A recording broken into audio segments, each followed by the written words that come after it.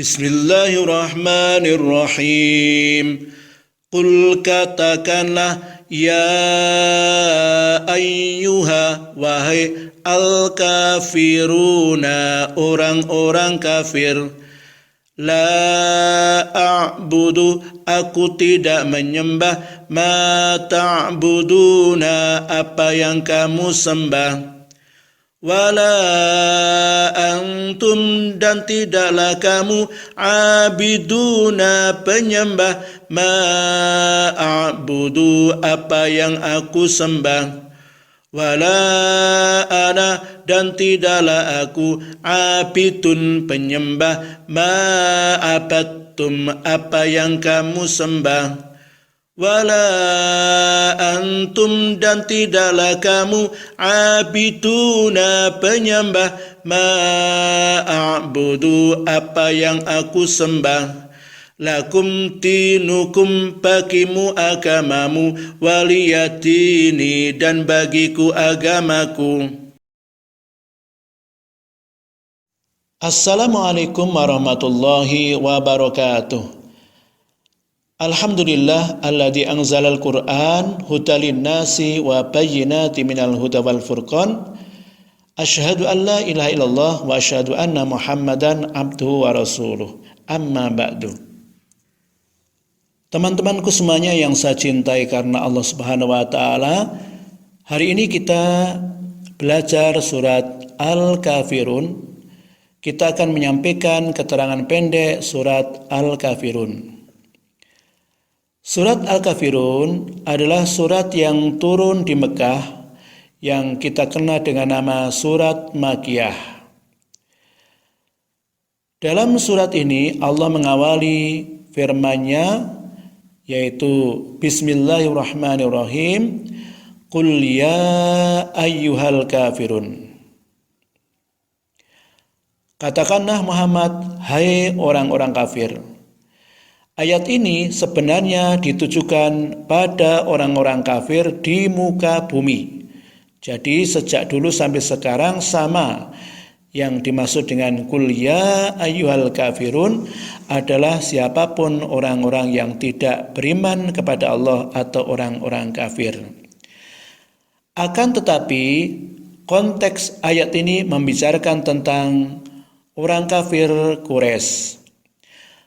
Mengenai surat ini, ada ulama yang menyatakan bahwa karena kejahilan orang kafir Quraisy, mereka mengajak Rasulullah Shallallahu Alaihi Wasallam untuk beribadah kepada berhala mereka selama 1 tahun.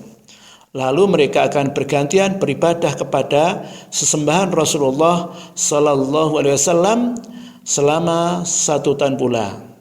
Akhirnya Allah Subhanahu Wa Taala menurunkan surat ini.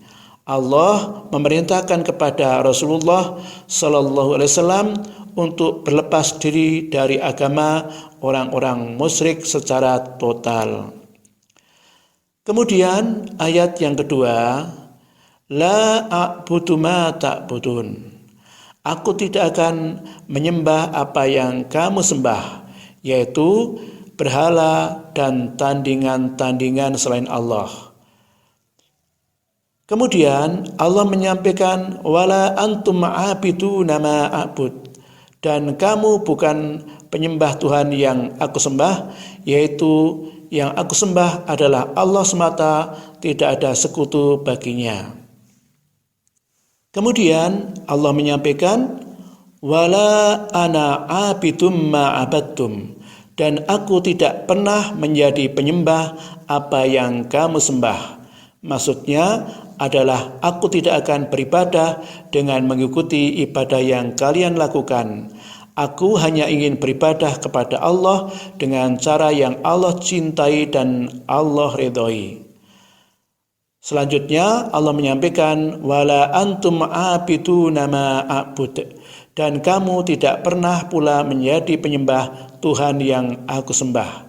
Maksudnya adalah kalian tidak akan mengikuti perintah dan syariat Allah dalam melakukan ibadah, bahkan yang kalian lakukan adalah membuat-buat ibadah sendiri yang sesuai dengan selera hati kalian.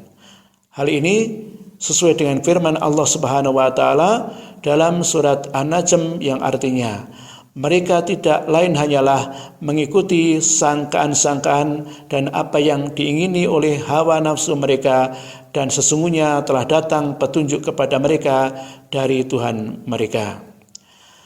Ayat-ayat ini secara jelas menunjukkan berlepas diri dari orang-orang musyrik dari seluruh bentuk sesembahan yang mereka lakukan. Seorang hamba seharusnya memiliki sesembahan yang ia sembah. Ibadah yang ia lakukan tentu saja harus mengikuti apa yang diajarkan oleh sesembahannya. Rasulullah Sallallahu Alaihi Wasallam dan para pengikutnya menyembah Allah sesuai dengan apa yang Allah syariatkan. Inilah konsekuensi dari kalimat ikhlas, la ilaha illallah Muhammadur Rasulullah. Dalam satu riwayat diceritakan tentang ayat yang kedua dan ketiga. Itu ditafsirkan, ayat ini menyampaikan tentang siapa yang disembah. Siapa yang disembah oleh orang kafir dan siapa pula yang disembah oleh orang-orang yang beriman atau yang disembah oleh Rasulullah dan pengikutnya. Kemudian ayat yang keempat dan yang kelima tentang tata cara penyembahan. Bagaimana tata cara penyembahan orang kafir dan bagaimana pula tentang tata cara penyembahan Rasulullah dan orang-orang yang beriman. Orang yang beriman mereka menyembah kepada Allah semata, tidak mensekutukan kepada selainnya, tidak punya tandingan, tidak punya anak. Itu pengertian ayat 2 dan ayat 3. Sedangkan orang yang tidak beriman atau orang musyrik, mereka punya sesembahan-sesembahan, punya berhala-berhala yang jumlahnya bisa banyak sekali. Kemudian ayat yang keempat dan yang kelima tentang tata cara penyembahan itu juga sangat berbeda.